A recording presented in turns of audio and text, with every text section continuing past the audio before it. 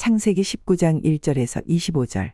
날이 저물 때에 그 두 천사가 소돔에 이르니 마침 롯이 소돔 성문에 앉았다가 그들을 보고 일어나 영접하고 땅에 엎드려 절하여 가로되 내 주여 돌이켜 종의 집으로 들어와 발을 씻고 주무시고 일찍이 일어나 갈 길을 가소서. 그들이 가로되 아니라 우리가 거리에서 경야하리라.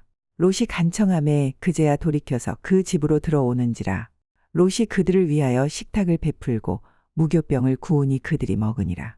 그들의 눕기 전에 그 성사람 곧 소돔 백성들이 물론 노소하고 사방에서 다 모여 그 집을 에워싸 롯을 부르고 그에게 이르되 이 저녁에 내게 온 사람이 어디 있느냐 이끌어내라. 우리가 그들을 상관하리라. 롯이 문 밖에 무리에게로 나가서 뒤로 문을 닫고 이르되 청하노니 내 형제들아 이런 악을 행치 말라. 내게 남자를 가까이 아니한 두 딸이 있노라. 청컨대 내가 그들을 너희에게로 이끌어내리니 너희 눈에 좋은 대로 그들에게 행하고 이 사람들은 내 집에 들어왔은즉 이 사람들에게는 아무 짓도 하지 말라. 그들이 가로되 너는 물러나라. 또 가로되 이 놈이 들어와서 우거하면서 우리의 법관이 되려 하는도다. 이제 우리가 그들보다 너를 더 해하리라 하고 롯을 밀치며 가까이 나아와서 그 문을 깨치려 하는지라. 그 사람들이 손을 내밀어 롯을 집으로 끌어들이고 문을 닫으며 문 밖에 무리로 물은 대소하고 그 눈을 어둡게 하니 그들이 문을 찾느라고 곤비하였더라. 그 사람들이 롯에게 이르되 이 외에 내게 속한 자가 또 있느냐. 내 사위나 자녀나 성중에 내게 속한 자들을 다 성 밖으로 이끌어내라. 그들에 대하여 부르짖음이 여호와 앞에 크므로 여호와께서 우리로 이곳을 멸하러 보내셨나니 우리가 멸하리라. 롯이 나가서 그 딸들과 정혼한 사위들에게 고하여 이르되 여호와께서 이 성을 멸하실 터이니 너희는 일어나 이곳에서 떠나라 하되 그 사위들이 농담으로 여겼더라. 동틀 때에 천사가 롯을 재촉하여 가로되 일어나 여기 있는 내 아내와 두 딸을 이끌라. 이 성의 죄악 중에 함께 멸망할까 하노라.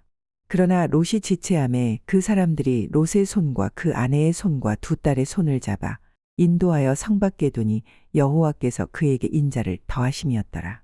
그 사람들이 그들을 밖으로 이끌어낸 후에 이르되 도망하여 생명을 보존하라. 돌아보거나 들에 머무르거나 하지 말고 산으로 도망하여 멸망함을 면하라. 롯이 그들에게 이르되 내 주여 그리 마옵소서. 종이 주께 은혜를 얻었고 주께서 큰 인자를 내게 베푸사 내 생명을 구원하시오나 내가 도망하여 산까지 갈 수 없나이다. 두렵건대 재앙을 만나 죽을까 하나이다. 보소서 저 성은 도망하기 가깝고 작기도 하오니 나로 그곳에 도망하게 하소서. 이는 작은 성이 아니니까 내 생명이 보존되리이다. 그가 그에게 이르되 내가 이 일에도 내 소원을 들었은즉 너의 말하는 성을 멸하지 아니하리니 그리로 속히 도망하라. 내가 거기 이르기까지는 내가 아무 일도 행할 수 없노라 하였더라. 그러므로 그 성 이름을 소알이라 불렀더라. 롯이 소알에 들어갈 때에 해가 돋았더라. 여호와께서 하늘 곧 여호와에게로서 유황과 불을 비같이 소돔과 고모라에 내리사 그 성들과 온들과 성에 거하는 모든 백성과 땅에 난 것을 다 엎어 멸하셨더라. 창세기 19장 1절과 25절 말씀을 통해서 불과 유황의 소돔에서 살아남은 자들이란 제목으로 같이 은혜를 나누고자 합니다. 불과 유황의 소돔에서 살아남은 자들. 구약 성경에는 수없이 많은 사건과 그리고 그 사건 속에 수없이 많은 다양한 인물들이 등장합니다. 그 모든 역사 속에는 하나님께서 하나님의 택한 백성들을 어떻게 구원하시는지 또 어떻게 그들을 인도하시는지 하나님의 일하시는 방법과 그리고 동시에 우리들에게 전해주는 아주 중요한 메시지가 그 사건과 인물과 그리고 그 상황 속에서 만나는 사람들의 대처하는 모든 활동을 통해서 우리는 배우고 있습니다. 이와 관련해서 이스라엘 백성이 광야에서 하나님께 불순종함으로 멸망을 당한 것을 우리는 알고 있지 않습니까? 사도 바울은 그 사건을 회상하면서 고린도전서 11장 10절에 이렇게 말씀하고 있습니다. 저희에게 당한 이런 일이 거울이 되고 또한 말세를 만난 우리의 경계로 기록하였느니라. 그러니까 이스라엘 백성들이 당한 그 당시 그 사건은 오늘 종말을 살아가는 우리들에게 또 다른 사람들에게 본보기가 되었으며 세상 끝날을 눈앞에 둔 우리에게 하나의 경고다, 이렇게 말씀하고 있는 것입니다. 오늘 창세기 19장 1절과 25절에 등장하는 이 소돔과 고모라 성의 심판 사건이죠.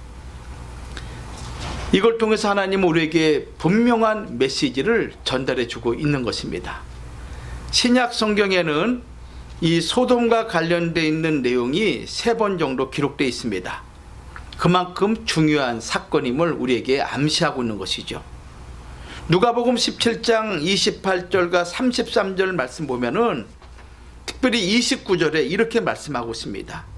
롯이 소돔에서 나가던 날에 하늘로서 불과 유황이 비오듯이 저희를 멸하였느니라. 롯이 소돔 성에 빠져나가는 그 순간, 그리고 소알 성에 머무는 그 순간 하늘에서 불과 유황이 비오듯이. 그럼 비 올 때 우리가 피할 수 있습니까? 아무리 재빠르게 움직인다 할지라도 빗방울을 피할 수가 없는 것이죠. 비 오듯이 저희를 멸하였다. 그러면서 인자에 나타나는 날에로 이러하리라, 이렇게 말씀하고 있어요. 베드로후서 2장 6절과 9절은 소돔과 고모라 성을 멸망하기로 정하여 재가 되게 하사, 불태우고 난 다음에 남는 것은 재가 있죠. 재가 되게 하사 후세에 경건치 아니할 자들에게 본을 삼으셨다. 그러니까 경건치 않은 자들이 어떻게 멸망받는가라는 것을 소돔과 고모라 성의 사건을 통해서 보여주시면서 이제 마지막 때를 살아가는 우리들에게 말씀하고 있는 거예요. 우리도 경건치 않은 삶을 살 경우에는 이 하나님의 심판에서 피할 수가 없다, 이 말씀을 하고 있는 거예요. 유다서 1장 7절도 마찬가지예요. 소돔과 고모라와 그 이웃 도시들도 저희와 같은 모양으로 간음을 행하며 다른 색을 따라 가다가, 여기 다른 색이라는 게 뭡니까? 동성애를 얘기하고 있는 거예요. 동성애를. 다른 색을 따라가다가 영원한 불의 형벌을 받음으로 거울이 되었느니라.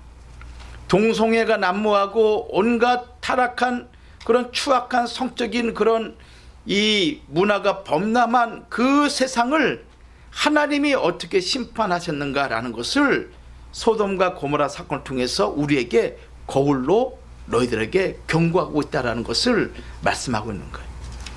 이렇게 신약 성경에는 3번에 걸쳐서 소돔과 고모라 성의 불과 유황의 심판을, 그리고 심판의 대상이 무엇이며 그 심판을 받는 그 성이 얼마나 하나님 앞에 진노의 심판을 받았는지를 새 구절을 통해서 우리에게 말씀하고 있는 것입니다. 이와 같이 소돔과 고모라 성의 이 심판 사건은 이제 마지막 날 타락한 인류의 부패를 하나님이 어떻게 심판하시는가라는 것을 우리에게 보여주는 아주 중요한 사건이기도 합니다. 그런 면에서 말세를 살아가는 우리들, 특별히 하나님의 구원을 받을 자가 누구인가, 이 소돔과 고모라 사건을 통해서 몇 가지 교훈을 얻고자 합니다. 자, 첫 번째로 누가 구원을 받는가? 어떤 사람이 이 하나님의 불과 같은 그 진노의 심판 앞에서 살아남을 수 있겠는가? 라는 면에서 첫 번째는 뭐냐면은 눈을 바로 가진 사람들이다. 눈을 바로 가진 사람들이다. 이 눈이라는 것은 마태복음 6장 22절 말씀 보면은 온몸의 등불이라고 말씀하고 있습니다. 온몸의 등불이다. 그러니까 눈이 성하면은, 눈이 건강하면은 우리 몸도 밝지만은 눈이 나쁘면은 온 몸도 어둡다는 그런 말씀이에요. 마태복음 6장 22절 말씀 보면은 눈은 몸의 등불이니 그러므로 내 눈이 성하면 온 몸이 밝을 것이다. 여기 성하다, 헬라어로 하프루스라는 단어를 쓰고 있는데 이것은 주름이 없다라는 뜻을 가지고, 주름이 없다. 그러니까 1차적으로는 건강하다. 눈이 성하다라는 것은 눈이 건강하다는 뜻을 의미하고 있습니다. 또 두 번째는 눈이 성하다는 의미는 진실하다, 진실하다. 그리고 단순하다, 복잡하지 않는다는 거예요. 이것 보고 저것 보고 복잡하지 않는다는 것을 의미하고 있습니다. 이런 복합적인 의미를 가지고 있는 것이 눈이 성하다라는 의미인 것입니다. 성도 여러분, 우리 육체의 눈이 보는 것은 마음이 보는 것과 일치합니다. 내 마음이 원하는 것을 우리 눈은 보게 되어 있습니다. 그러면 눈이 보는 것은 내 마음이 원하는 것을 보는 것이죠. 만약 우리의 육체의 눈이 세상의 것에 빠져 있거나 심취한다면 그 마음 역시 타락의 늪에 빠져 있다는 것을 우리에게 말씀하고 있는 거예요. 내가 무엇을 보느냐, 거기에 그 마음이 이미 정해졌다는 거예요. 반면에 육체의 눈이 하늘의 것을 바라본다면 그 마음은 신령한 것으로 가득 채워 있다라는 것을 우리에게 말씀하고 있는 거예요. 그래서 무엇을 보느냐에 따라서 우리의 마음의 내용을 확인할 수 있는 거예요. 그러므로 눈과 마음은 긴밀한 연관성을 가지고 있음을 우리는 기억을 해야 됩니다. 눈이 성하면 이 뜻은 육체와 마음에 궁극적으로 유익을 얻게 할 수 있을 정도로 건전하고 건강하고 긍정적이고 그리고 믿음의 그런 마음을 표현하고 있는 거예요. 만약에 하늘의 것과 땅의 것을 동시에 바라볼 수 있다면 얼마나 좋겠습니까? 근데 우리 눈은 그렇지 않아요. 어떤 경우에는 이것저것을 다 볼 수 없는 혼란하고 난시적인 그런 눈도 가지고 있죠. 또 어떤 눈은 가까운 것은 보이는데 먼 것을 보지 못하는 눈도 갖고 있어요. 또 막연하게 먼 것은 보이지만 가까운 것을 보지 못하는 그런 눈도 있어요.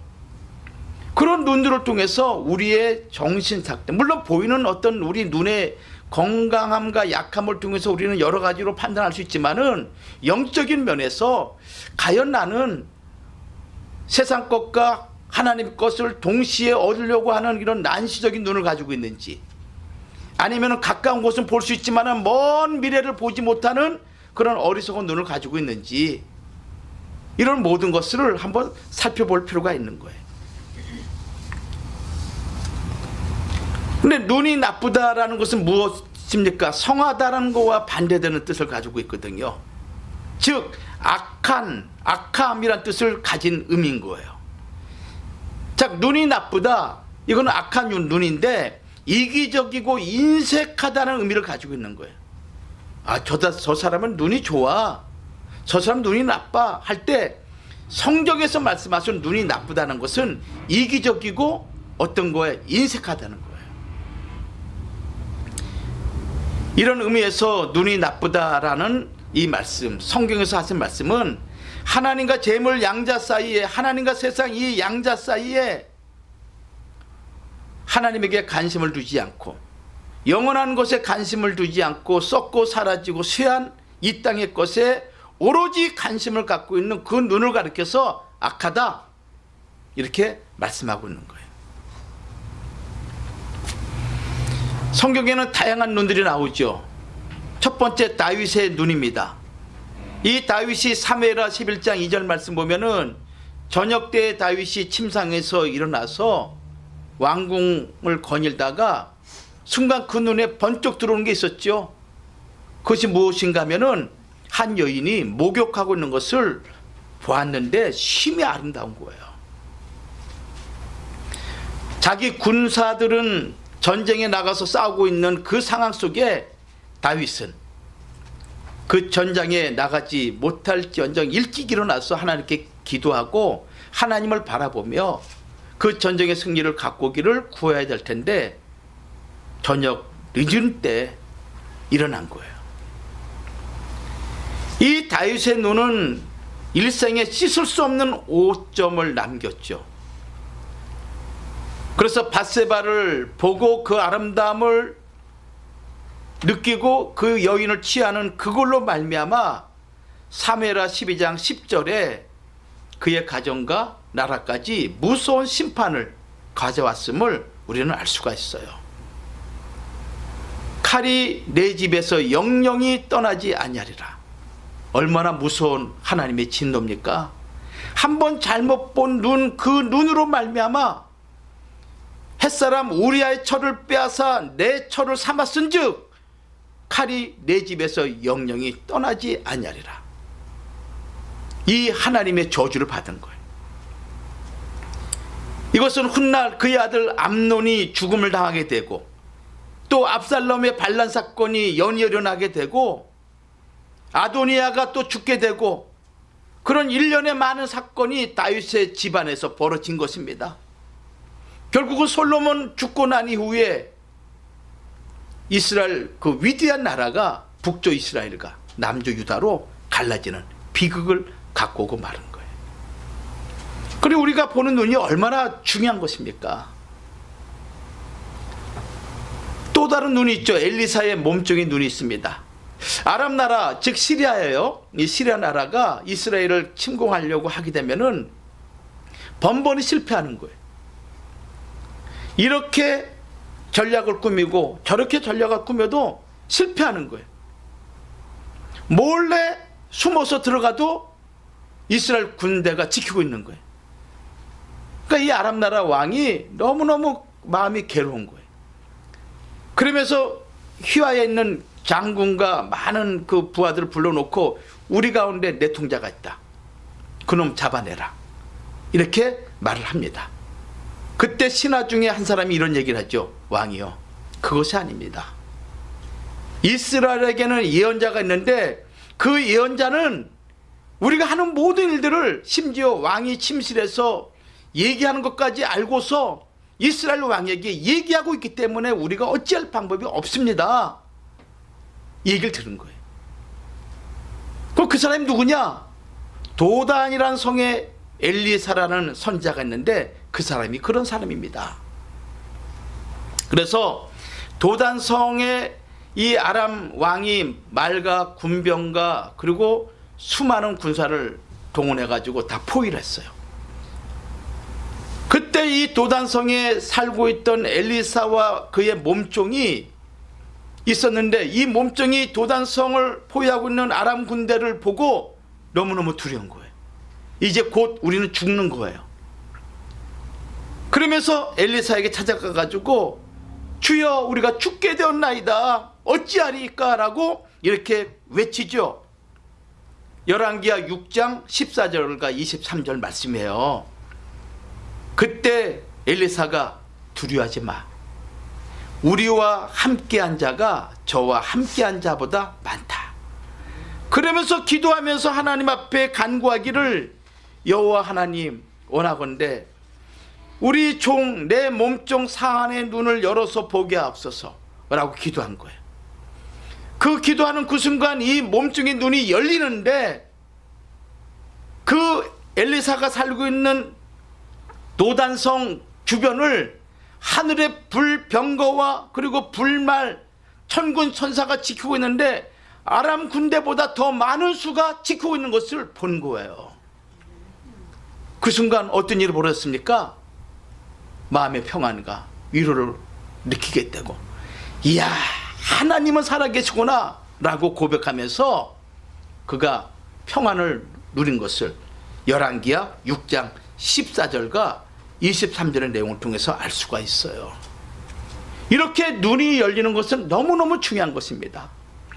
우리의 눈이 열리지 않으면 우리는 보는 것만 보게 되고 보는 것들에 의해서 마음 상하게 되고 보는 것들에 의해서 순간 기쁨을 누리게 되지만은 그는 잠시 잠깐 뿐이잖아요.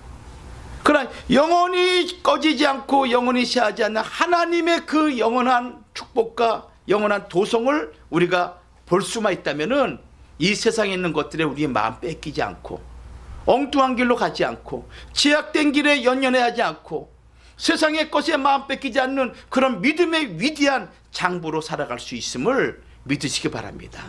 우리 눈이 열리지 않기 때문에 우리가 세상에 연연하는 거예요.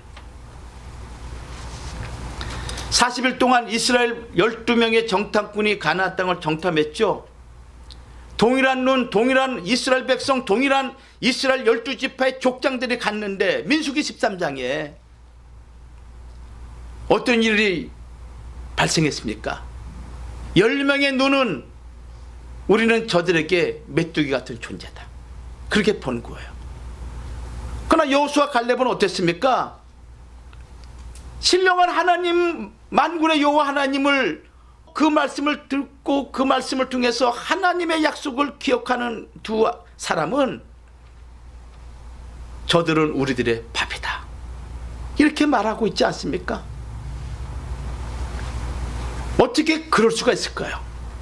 동일한 출애굽 과정을 통해서 홍해가 갈라지고, 그리고 반석에서 물이 터져 나와서 같이 먹고 마시고, 신광야에서 음식이 떨어져 가지고 원망할 때 하나님께서 하늘의 문을 여셔서 만나를 내리면서 먹고 마신 그들이, 그런 은혜를 동일하게 받은 그 백성이 어찌 두 눈이 이렇게 갈라질 수 있겠습니까?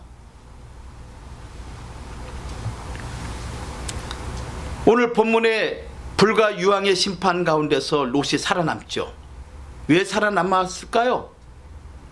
거짓 없는 믿음의 눈을 가진 자이기 때문에 가능한 거예요.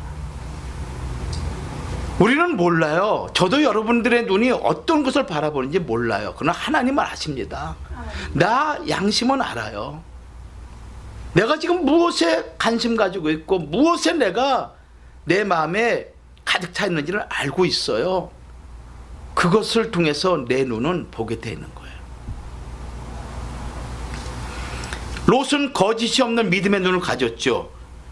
왜냐하면 창세기 19장 1절 말씀 보면은 날이 저물 때에 두 천사가 소돔에 이르니 마침 롯이 소돔 성문에 앉았다가 그들을 보고 일어나 영접하고 땅에 엎드려 절하매. 두 천사를 어떻게 알아볼 수 있겠습니까?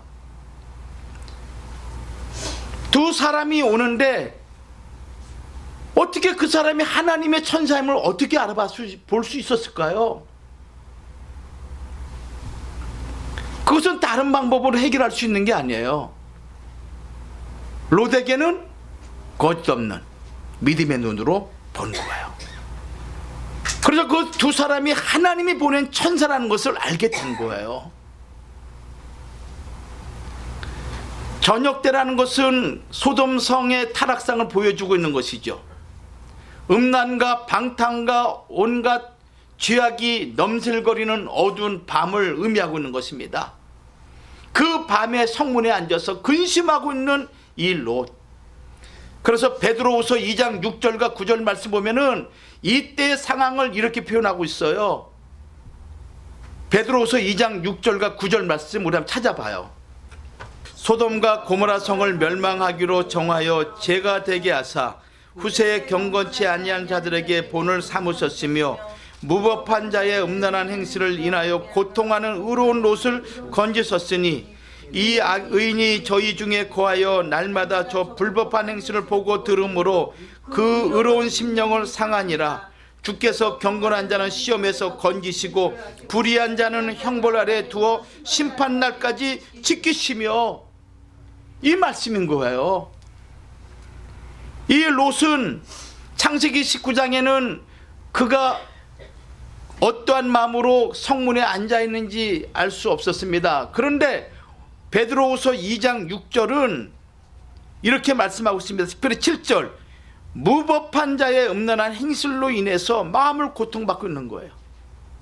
의인의 마음이죠. 이렇게 살면 안 되는데 저렇게 살다가는 틀림없이 하나님의 심판이 있을 텐데 하는 그런 마음의 고통을 가지고 살아가는 의로운 롯. 그 롯이 주님께서 보내신 두 사람, 하나님의 천사를 발견한 거예요.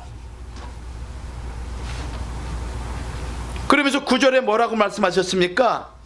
주께서 경건한 자는 시험에서 건지시고 불의한 자는 형벌 아래 두어 심판날까지 지키신다.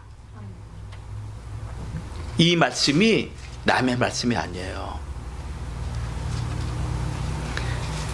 모든 사람이 여러분들 어물전에 가보세요. 동태나 생선 오래된 것은 눈이 막 썩어가지고 우리 말 가운데 눈이 흐리멍텅한 사람들 뭐라 그럽니까? 썩은 동태 눈이라고 얘기하고 있잖아요. 응? 여러분들 그 어린아이들 태어날 때 어린아이 눈 보세요.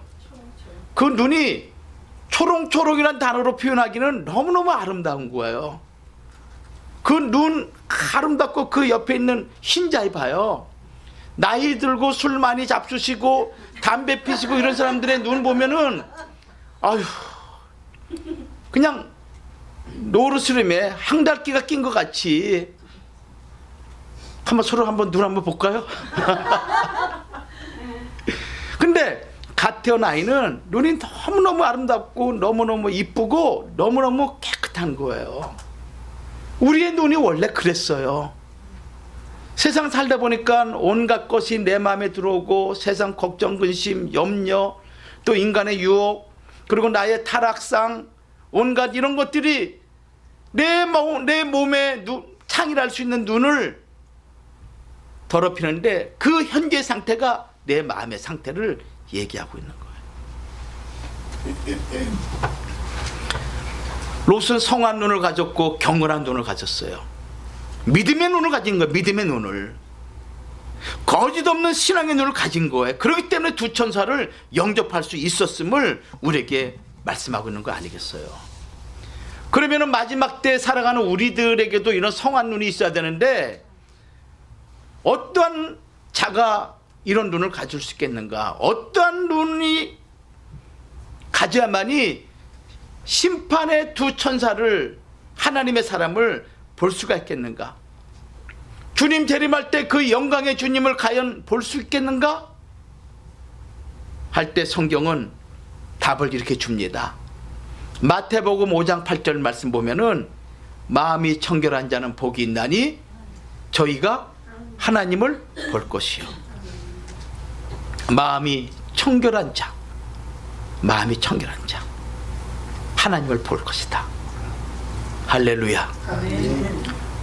나는 여러분들의 마음이 청결한 자가 되기를 주의 이름으로 축원합니다. 아멘. 여러분들 마음이 청결하다는 것은 눈이 깨끗하다라는 의미인 거예요. 마음이 경건한 자는 눈이 성하다 이렇게 말씀하는 거예요. 청결이라는 것은 깨끗하고 순결한 눈을 얘기하고 있죠. 주의 보혈로 씻김을 받은 눈입니다. 하나님만을 앙망하는 눈이죠. 날마다 은혜의 보좌 앞에 나가기를 소망하는 눈, 그 눈을 가리켜서 청결한 눈이다 이렇게 얘기하는 거예요. 그런 마음을 가리켜서 청결한 마음이다. 에베소서 1장 17절 말씀 보면은 이렇게 말씀하고 있습니다.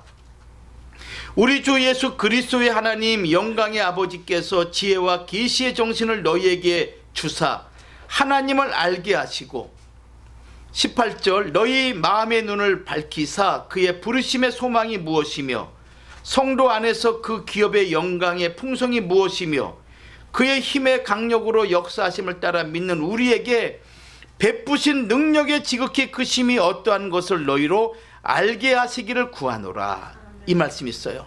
근데 이 문맥을 보면은 우리의 마음의 눈을 밝히사 이렇게 말씀하시면서 우리로 하여금 하나님을 보게 하시기를 구하노라 이렇게 표현을 하는 것이 더 이 문맥상 흐름이 좋을 텐데 뭐라고 말씀하셨냐면은 알게 하시기를 구하노라. 우리의 마음을 밝히사 하나님을 알게 하시기를 구하노라 이렇게 마무리하고 있단 말이에요. 이게 무슨 얘기예요? 하나님을 본다라는 것은 다르게 표현하면은 하나님을 안다라는 의미인 거예요. 하나님을 아는 만큼 하나님이 보이는 거예요. 여러분들을 제가 아는 만큼 여러분들이 더 자세히 보이는 거예요. 그래 안 그래요? 상대방이 또 우리 권사님이나 우리 집사님 잘 몰라요. 그리고 오래 사귀면서 그 마음에 있는 내용을 듣고 교제하는 가운데 그 사람을 더 깊이 아는 만큼 그분이 더 구체적으로 보이는 거예요. 그래 안 그래요? 그렇잖아요. 알아야 되는 거예요. 그래서 하나님을 아는 것이 하나님을 보는 거예요. 영이신 하나님을 우리가 어떻게 볼 수 있겠어요? 영이신 하나님을.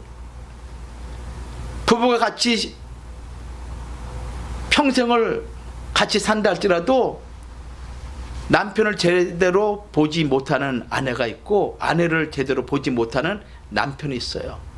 그 얘기는 무슨 얘기예요? 알지 못했다는 얘기예요. 아, 우리 남편에게 저런 모습이 있었구나. 다시 보이는 거예요. 그렇잖아요. 아는 순간 다시 보이는 거예요. 아, 내 남편에게, 내 아내에게 저런 아름다운 모습이 있다니. 여보, 나 당신 새롭게 봤어? 이런 표현을 하잖아요. 그러니까 아는 것이 뭐는가요? 보는 거예요. 여러분도 하나님을 얼마큼 많이 알아요?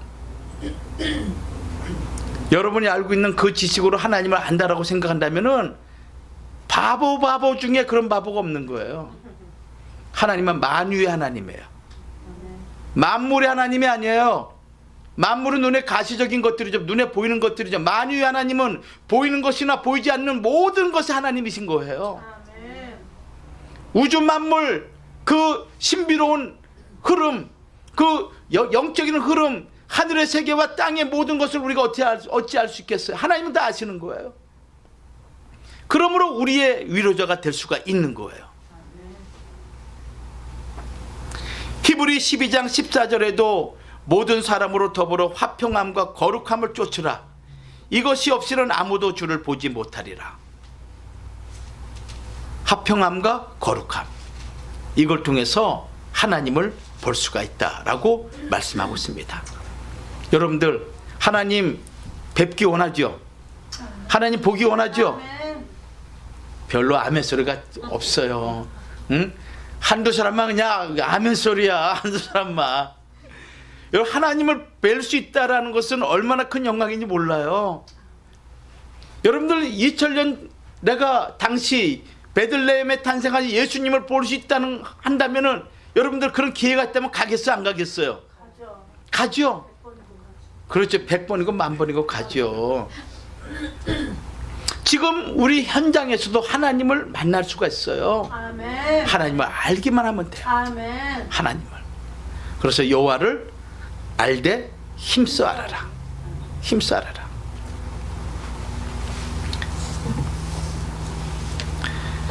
두 번째는 유혹에서 이긴 자들이 소돔과 고모라 산과 같은 불심판에서 살아남을 수가 있어요. 창세기 19장 1절, 날이 저물 때 그 두 천사가 소돔에 이르니 마침 롯이 소돔 성문에 앉았다가 그들을 보고 일어나 영접하고 땅에 엎드려 절하며, 이렇게 말씀하고 있죠. 아까 설명드렸지만은 소돔 성의 타락상을 설명해 주는 단어가 날이 저물 때라는 그 단어인 거예요. 어둠이 깃들게 되면은 짐승이 나오는 때죠. 온갖 음란과 방탕과 각종 사악한 제약이 활동하는 시기가 어둠이 깔리는 시기예요. 그래서 잠언 7장 7절과 9절 말씀 보면은 어리석은 자 중에, 소년 중에 한 지혜 없는 자를 보았노라.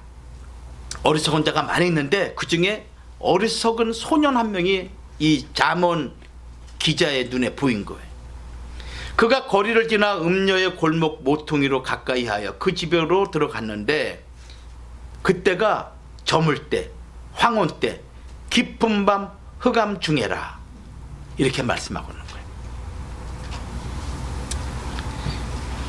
그래서 어둠은 죄악의 세상, 죄악의 권세를 상징하는 그런 의미인 것입니다.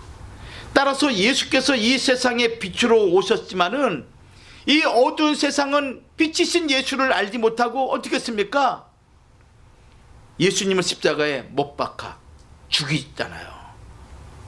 요한복음 1장 4절과 11절 이하의 말씀 보면은 그 안에 생명이 있었으니 이 생명은 사람들의 빛이라 빛이 어둠에 빛이 돼 어둠이 깨닫지 못하더라. 오늘 하나님 말씀이 선포되고 있지만은 이 말씀이 생명이고 빛인데 불구하고 사람들이 건성으로 흘려보내는 거예요. 건성으로 보는 거예요. 가룟 유다가 예수님을 십자가에 못 박으로 작심하고 이제 그날 밤 예수님을 넘겨주기로 작정하죠.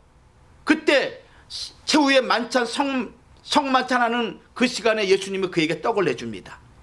그 떡을 가룟 유다가 받고 나가니 요한복음 13장 30절은 이렇게 얘기했어요. 유다가 그 조각을 받고 곧 나가니 밤이러라. 밤이러라. 가룟 유다의 마음이 밤같이 칠흑같이 어둡다는 거예요. 어둠 자체가 됐다는 거예요. 아유, 우리 이 집사님 왜 이렇게 얼굴이 어두워? 그런 얘기하죠. 그건 무슨 얘기예요? 근심 있거나 걱정 있거나. 아우, 우리 권사님 얼굴 너무너무 환해. 왜 이렇게 예쁘셨었어요? 그게 뭐예요? 말대로 평안함이 깃든 것을 그렇게 표현하는 것이죠. 회개하지 않으면은 마음이 어두운 상태에 계속되는 거예요.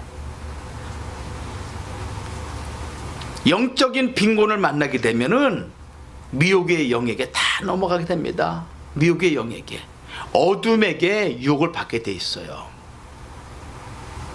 그래서 유혹을 받지 않기 위해서는 여러분들이 영적으로 풍성함을 누려야 되는 거예요. 영적으로 빈곤함을 갖고 있는 순간 그 틈을 어둠이 채우게 되는 거예요. 그러므로 여러분들은, 하나님의 백성들은, 빛의 자녀들은 하나님의 영생의 빛으로, 영생의 말씀으로 늘 가득 채워질 때 세상의 유혹에 넘어가지 않게 됩니다. 아멘. 그것은 진리인 것이에요. 그 진리인 거예요. 미혹당하는 자들의 특징 여러분들 아시죠? 하나님 말씀을 분별하지 못하기 때문에 미혹을 당하게 되는 거예요. 유혹을 당하게 되는 거예요. 진리를 알지 못하기 때문에 넘어가는 거예요. 하나님 말씀에 대해서 무지하기 때문에. 우리 육체의 행동은 그 마음의 자세와 연결되어 있어요. 그러니까 마음에 부정함이 있기 때문에 육체도 부정한 거예요. 마음에 의심하는 것이 있으면 우리 온 몸이 의심의 행동으로 드러나게 되어 있습니다. 마음의 욕심이 원하는 것에 우리 몸이 움직이게 되어 있는 거예요. 그래서 미혹당하는 사람 보면은 그 안에 미혹당하는 속성이 있는 거예요. 이 모든 것에서 우리를 이길 수 있는, 이 유혹에서 이길 수 있는 유일한 방법은 여러분들 세상에는 없어요. 세상의 유혹은 얼마나 강한지 몰라요. 현대 이 사회에서 살아가는 우리의 많은 사람들이 유혹을 당한 것은 우리 힘과 우리의 자정적인 능력, 우리의 어떤 지성으로는 감당할 수 없는 엄청난 그런 강력한 힘으로 우리를 도전해 와요. 세상에 있는 지식과 경험과 방법으로는 이길 수 없어요. 그래서 디모데전서 4장 5절 말씀 보면은 말씀과 기도 외에는 방법이 없다. 이렇게 말씀하고 있는 거예요. 말씀과 기도 외에는 방법이 없습니다. 여러분들 꼭 기억하십시오.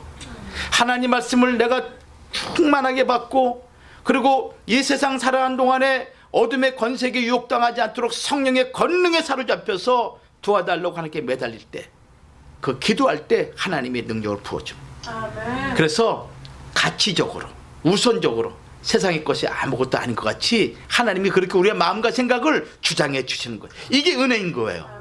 할렐루야. 아셨죠? 그렇게 살아가는 자에게는 내게 주어진 모든 삶이 감사와 그리고 감격과 그리고 즐거움이 넘치는 거예요. 오늘 우리 김혜경 집사님 기도, 그 기도잖아요.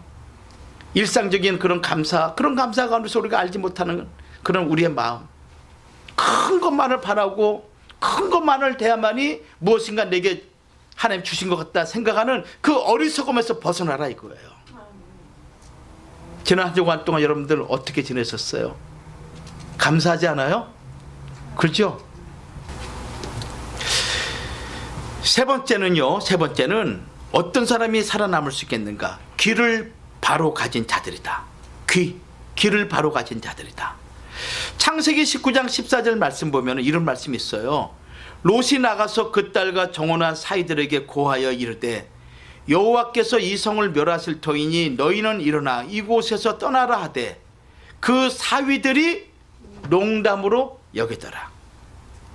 하나님 말씀 그 절체절명의 순간에 롯이 그 사위들을 야 빨리 소돔과 고모라 나가야 돼. 이제 하나님이 불과 유황으로 심판하실 터인데 나가자 이렇게 했음에도 불구하고 이 사위들은 롯의 말을 뭘로 알아들었습니까? 농담으로. 농담으로. 롯의 사위들은 구원권 안에 들어있던 사람들입니다. 소돔성 안에 장인인 롯을 통해서 구원의 말씀을 들었고 그 말씀을 붙잡기만 하면 구원을 얻을 수 있을 터인데 이 사람들은 세상이 너무 좋았고 장인 롯이 얘기하는 것은 하찮은 얘기로 들었고 보이는 것은 너무나 내게 귀한 곳을 갖다 준다라고 믿고 있었고 그리고 보이지 않는 것들에 대한 경고의 메시지는 하찮게 여기는 어리석은 자들이었죠. 스스로 지혜 있다라고 하는 자들이었습니다. 자신의 지식과 경험을 더 앞세우는 그런 자들이었습니다. 굴러 들어온 구원의 복을 제 발로 스스로 차버린 어리석은 자들이었습니다. 여기 농담으로 여겼다라는 것은 무엇입니까? 비웃다 또는 희롱하다 이런 말씀이에요. 세속에 물든 지성인들을 얘기하고 있죠. 이것은 구원의 메시지를 들을 줄 아는 영적인 귀가 없었기 때문에 농담으로 여기는 거예요.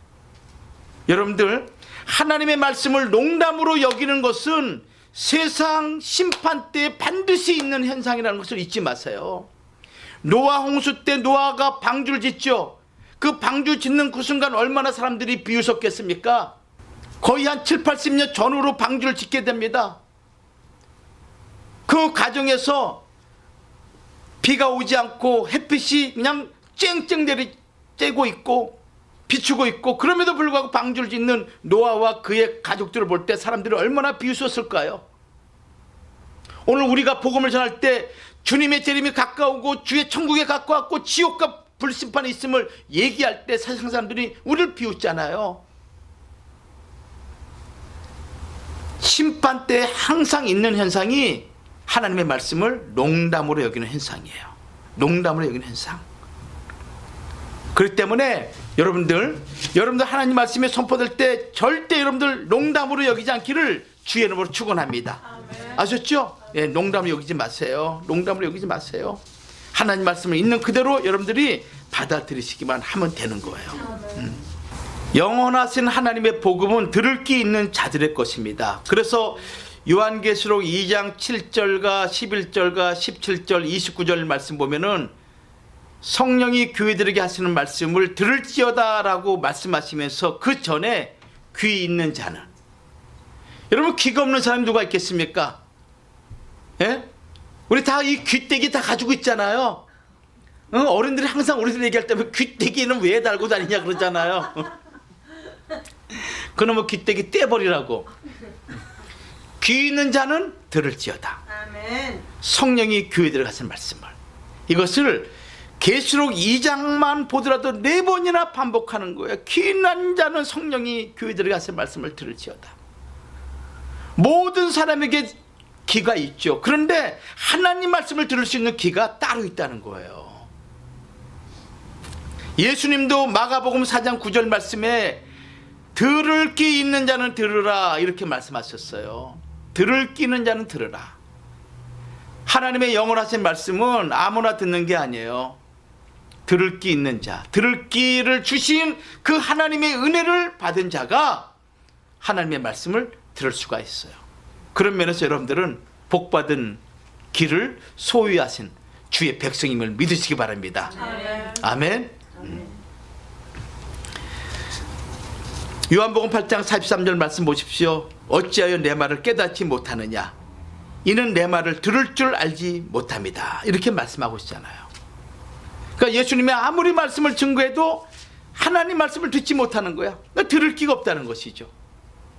근데 주의 말씀을 딱 전파할 때 그 말씀을 듣기를 원하는 간절한 마음이 그 귀를 통해서 하나님 말씀이 마음에 들리는 거예요. 아까도 말씀드렸지만은 하나님의 말씀을 알지 못하는 자들, 그들의 눈, 그들의 귀는 신령한 세계를 볼 수 없고 신령한 하늘의 음성을 들을 수가 없어요. 믿음으로 살지 않는 모든 사람들의 귀에는 참된 복음이 한낱 농담에 지나지 않는 거예요. 그래서 말씀과 기도로 거룩해져야 되는 거예요. 그래서 마지막 때일수록 귀의 할례를 받아야 돼요. 하나님 말씀에 귀를 기울여야 되는 거예요. 디모데후서 4장 3절과 4절 말씀 보면은 때가 이르리니 사람이 바른 교훈을 받지 아니하며 기가 가리워서 자기의 사욕을 쫓을 스승을 많이 두고 또 그 길을 진리에서 돌이켜 헛다한 이야기를 쫓으리라. 쓸데없는 이야기, 자기 마음에 드는 얘기, 자기 마음을 만족해 하는 이야기에는 귀를 기울이지만은 하나님 말씀은 귀를 기울이지 않는다. 이것이 마지막 때의 현상이다. 결론 맺습니다. 멸망의 도성 소돔에서 롯이 구원받을 수 있는 그 비결이 무엇이냐? 믿음의 눈을 가졌고 들을 귀를 가졌던 인물이었습니다. 그리고 제약이 관영한 세상에서 거기에 유혹에 넘어가지 않는 그런 인물이었기 때문에 불과 유황의 심판에서 살아남을 수 있는 그런 인물이었음을 우리에게 가르쳐주고 있습니다. 그러나 같은 가족이라도 바른 눈과 귀를 갖지 못한 사람들 사이 안에는 하나님 말씀을 농담으로 여기고 불순종함으로 말미암아 결국 망하고 마는 거예요. 여러분들, 오늘 우리의 눈이 열리고 우리의 귀가 열리고 그리고 하나님 말씀을 통해서 여러분들 세상의 유혹에 넘어가지 않는 성도가 되어서 마지막 끝날에 끝까지 하나님의 영원하신 구원의 반열에 다 들어가는 믿음의 권속들 되기를 주의 이름으로 축원합니다. 기도하겠습니다. 살아 역사하신 아버지 하나님 은혜를 감사합니다. 지난 한 주간 동안도 주 안에서 우리를 인도해 주시고 주의 말씀으로 우리를 붙잡아 주신 우리 하나님 아버지, 이 어두운 세상 살아가는 동안에 우리의 눈과 우리의 귀가 세상의 것에 세상의 소리에 귀를 기울이지 아니하고 오직 하나님 말씀을 집중하며 하나님의 영원한 약속의 천국을 바라보는 거룩한 주의 백성으로 살아가도록 하나님 인도하여 주시옵소서. 여러 가지 대소사가 우리 삶 가운데 있을 수 있습니다. 그런 모든 것들로 인해서 우리 마음이 근심하고 걱정하지 아니하도록 우리 하나님 아버지 더 큰 은혜와 더 큰 평강으로 우리를 주장하여 주시옵소서. 될 줄로 믿사옵고 예수님의 이름으로 기도 올리옵나이다. 아멘.